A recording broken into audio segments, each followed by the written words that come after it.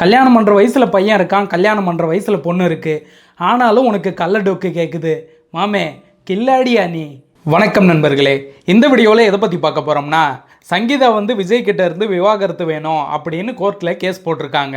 இது அவங்களுடைய தனிப்பட்ட விஷயம், நாம் பேசக்கூடாது, கடந்து போகலாம் அப்படின்னு நினச்சாலும், தமிழ்நாடு தான் விஜய், விஜய் தான் தமிழ்நாடு, என்ன ஏதாவது சொல்கிறீங்கன்னா மக்களை சொன்ன மாதிரி அப்படின்னு சொல்லியிருக்கார் இல்லையா? அப்போ அவருடைய பிரச்சனையை நாம் தானே பேசணும். பேசுவோமா? சொல்றவன் சொந்த வாழ்க்கைய பத்தி எல்லாம் கிளறி பார்க்காதே.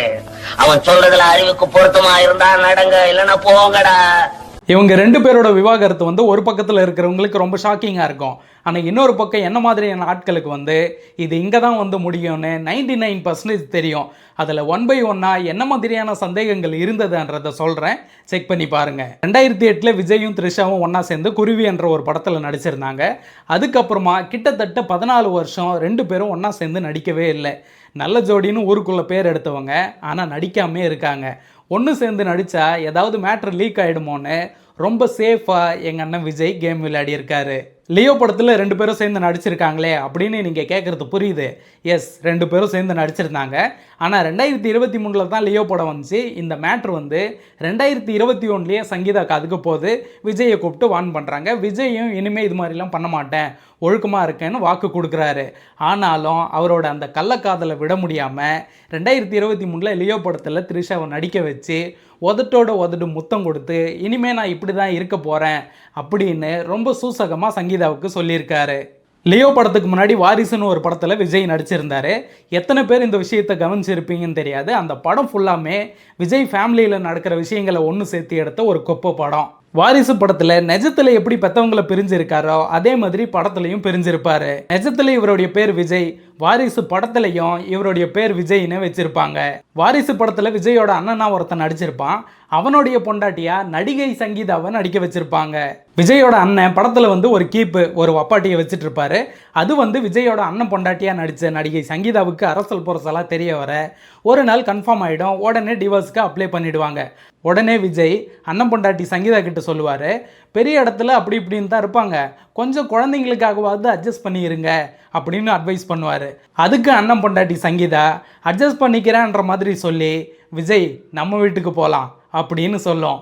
அதாவது நிஜத்தில் தான் பொண்டாட்டி சங்கீதா கிட்ட சொல்ல வேண்டியதை ஒரு படமாக எடுத்து அதில் நடிகை சங்கீதாவை நடிக்க வச்சு இனிமேல் நான் இப்படி தான் இருப்பேன், அட்ஜஸ்ட் பண்ணி இருந்துக்கோ அப்படின்னு இன்டைரக்டாக சூசகமாக தான் பொண்டாட்டிக்கிட்ட சொல்லியிருப்பார். வாரிசு படத்தை மறுபடியும் பார்க்குறீங்கன்னா உத்து கவனிங்க, மொத்தமாக புரியும். அதுக்கப்புறம் தான் லியோ படத்தில் உதட்டோட உதட்டு பச்சைக்குன்னு முத்தெல்லாம் வச்சுது. முன்னாடிலாம் விஜயும் சங்கீதாவும் நிறைய ஃபங்க்ஷனில் ஒன்றா இருக்கிற மாதிரி ஃபோட்டோலாம் பார்த்துருப்போம். நிறைய ஆடியோ லான்ச்சுக்கும் ஃபேமிலியோடு வந்திருப்பாங்க. ஆனால் சமீபத்தில் ஒரு 4-5 வருஷமாக எந்த ஆடியோ லான்ச்சுக்கும் அவங்க வரல. ஃபேமிலியோடு இவர் இருக்கிற மாதிரி, பொண்டாட்டி பிள்ளைங்களோட இவர் இருக்கிற மாதிரி ஒரு ஃபோட்டோவும் கிடையாது. இன்னொரு பக்கம் ரெண்டு பேரும் லிஃப்ட்டில் போகிற மாதிரியும், ரெண்டு பேரும் செல்ஃபி எடுத்துக்கிற மாதிரியும், வெளிநாடுகளில் ஜாலியாக சுற்றுற மாதிரியும், அவங்களுடைய ஹேண்ட்பேக்கை இவர் வச்சுட்டு இருக்கிற மாதிரியும், ஏர்போர்ட்டில் ஒன்றா இருக்கிற மாதிரியும், அவங்களுடைய நாயை கொஞ்சற மாதிரியும்னு ஏகப்பட்ட ஃபோட்டோஸாக பார்த்துருப்போம். ஆனால் எல்லாமே எடிட்னு சொல்லுவானுங்க, எல்லாமே உண்மைதான். சமீபத்தில் பிஜேபி தலைவர் நயினார் நாகேந்திரன் சொல்லியிருப்பார், முதல்ல விஜய் த்ரிஷா வீட்டை விட்டு வெளியே வரட்டும் அப்படின்னு ஒரு ஸ்டேட்மெண்ட்டு கொடுத்துருந்தாரு. அதுக்கு நடிகை த்ரிஷா ஒரு அறிக்கை விட்டுருந்தாங்க. அதில் பிஜேபி என்ற பேரும் இல்லை, நயினார் நாகேந்திரன் என்ற பேரும் இல்லை. ஆனால் தனிப்பட்ட வாழ்க்கையை பொது வெளியில் விவாதம் பண்ணாதீங்க அப்படின்னு ஒரு அறிக்கை. அதாவது இன்டைரக்டாக ஆமாம் இருக்குது, அதெல்லாம் வெளியே பேசாதீங்கடா அப்படின்ற மாதிரி ஒரு அறிக்கை. ஆனால் இந்த பக்கம் விஜய் தரப்புல இருந்து ஒரு கண்டனமும் இல்லை, சின்ன அறிக்கை கூட இல்லை. ஏன் அதை பற்றி பேசவே இல்லை. ஒரு கட்சியோட மாநில தலைவர் இவ்வளோ கேவலமாக பேசியிருக்காரு, அதுக்கு பதில் சொல்லணுமா இல்லையா? அதான் இருக்கே, அதான் ஊருக்கே தெரியுமே, நான் எதுக்கிட்ட பேசிக்கிட்டு அப்படின்ற மோடுக்கு போயிட்டார் போல். இப்படி ஏகப்பட்ட சந்தேகங்களும் ஏகப்பட்ட குற்றங்களும் இருக்கும் போது இது எல்லாமே உண்மைதான் அப்படின்னு விஜயோட முன்னாள் மனைவி சங்கீதா ஒரு கேஸை போட்டு மொத்தத்தையும் கன்ஃபார்ம் பண்ணிட்டாங்க. விஜய் மேலே ஏகப்பட்ட குற்றச்சாட்டுகளை வச்சுருக்காங்க. இதெல்லாம் பார்க்கும்போது ஒரு விஷயம் கன்ஃபார்ம் ஆகுது, விஜய் ஒரு மனுஷனே கிடையாது.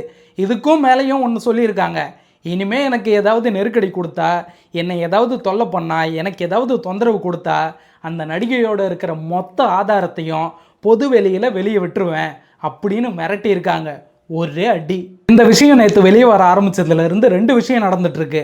ஒன்று, விஜயோட பொண்டாட்டி சங்கீதாவையே கேவலமாக பேசிகிட்டு இருக்கானுங்க, அசிங்கமாக பேசிகிட்டு இருக்கானுங்க. எவ்வளோ வாங்கினேன், எவ்வளோ கொடுத்தாங்க, எவ்வளோக்கு விலை போனேன்னு ரொம்ப இன்னும் சொல்ல முடியாத அளவுக்கு கேவலமாக பேசிகிட்டு இருக்கானுங்க. போன வாரம் ஃபுல்லாக பிக் பாஸ் ஜூலியை வந்து டிவி கேட்காரனுங்க ஏதோ திட்டானுங்களாம் அசிங்கமாக. ஏன்டா அவனுங்க விஜயோட பொண்டாட்டி சங்கீதாவையே அசிங்கமாக பேசிகிட்டு இருக்கானுங்கடா. ஜூலியெல்லாம் ஏமாத்துறோம். இன்னைக்கு நிலைமைக்கு விஜயோட அம்மா விஜய் கிட்ட வந்து இப்படிலாம் பண்ணாத, கேவலமாக இருக்குது, அசிங்கமாக இருக்குது, இதெல்லாம் நல்லா இல்லை அப்படின்லாம் அட்வைஸ் பண்ணாங்கன்னா விஜயோட அம்மா சோபாவையே கேவலமாக பேசுவானுங்க, அசிங்கமாக பேசுவானுங்க, கேவலமாக எடிட் பண்ணி பரப்புவானுங்க. சங்கீதா வந்து விஜய் பைத்தியம்னு சொன்னாங்க. விஜய் மட்டும் பைத்தியம் இல்லை, விஜயோட ரசிகர்களும் பைத்தியமாக தான் சுற்றிட்டு இருக்கானுங்க. இன்னொரு பக்கம் விஜய் பொண்டாட்டி சங்கீதா விஜய் மேலே கேஸ் கொடுத்துருக்கு. இதுக்கும் திமுகவுக்கு என்ன சம்மந்தம்? இல்லை இல்லையா? ஆனாலும் இருக்குது. இதுக்கு பின்னாடி இருக்கிறதே திமுக தான் சதி பண்ணுது. சங்கீதா பின்னாடி இருந்து இயக்கிறதே திமுக தான் பக்காவாக பிளான் பண்ணி எலெக்ஷனுக்கு வரக்கூடாதுன்னு விஜயை முடக்க பார்க்குது அப்படின்னு கதறிட்டு இருக்கானுங்க. நைட்டு ஃபுல்லாக சரக்கு அடிச்சுட்டு காலையில் விஜயால் எந்திரிக்க முடியலையா? அதுக்கும் திமுக தான் காரணம் சொல்லுவான். சாயந்தரத்தில் சரக்கு அடிக்க முடியாமல் 6-5 ஆனால் கூட விஜய்க்கு கை நடுக்கம் வந்துடும். அதுக்கும் திமுக தான் சொல்லுவான். ஏன் விஜய் குசு விட்டா கூட அதுக்கும் திமுக தான் சொல்லுவான். இப்படி எல்லாத்துக்கும் திமுகன்னு சொல்கிறீங்களே, நாளைக்கு சங்கீதா கர்ப்பமாகி ஒரு குழந்தைய பெற்றா அதுக்கும் திமுகன்னு சொல்லுவீங்களாடா? நானும் நேற்றுலேருந்து பார்த்துட்டு இருக்கேன். இத்தனை வருஷமாக உனக்கு ரசிகனாக இருக்குமே, இப்போ உன் கட்சியில் தொண்டர்களாக இருக்குமே, எதுக்கு பொண்டாட்டி அசிங்கப்படுத்தி கேவலப்படுத்தி இப்படி நாசம் பண்ணி வச்சிருக்க? எதுக்கு கொடுமைப்படுத்தியிருக்க? எதுக்கு அந்த ஹீரோயினை வப்பாட்டியை வச்சுட்டு இப்படி கூத்தடிச்சுட்டு சுற்றிட்டு இருக்க அப்படின்னு ஒரே ஒரு மானஸ்தனாவது டிவிகே கட்சியில் இருக்கிறவனுங்க கேட்பானுங்க. அட்லீஸ்ட் விஜயோட ரசிகனாவது எவனாவது ஒருத்தன் கேட்பான் அப்படின்னு பார்த்தா ஒருத்தனும் அப்படி கேட்கல. கேடுகட்ட ஜென்மமாக இருக்கானுங்க. ஆனால் இந்த பக்கம் சங்கீதாவை திட்டுறானுங்க, இந்த பக்கம் திமுகவை திட்டுறானுங்க, அவ்வளோ ஏன் திரிஷாவை இழுத்து வச்சு கூட திட்டுறானுங்க. இந்த அளவுக்கு அநியாயத்துக்கு முட்டு கொடுத்து இப்போ முட்டு சந்தில் நின்றுட்டு இருக்கீங்கடா. டே, கல்யாணம் பண்ணுற வயசில் பையன் இருக்கான், கல்யாணம் பண்ணுற வயசில் பொண்ணு இருக்குது, ஆனாலும் உனக்கு கள்ள டொக்கு கேட்குது. மாமே கில்லாடியா நீ?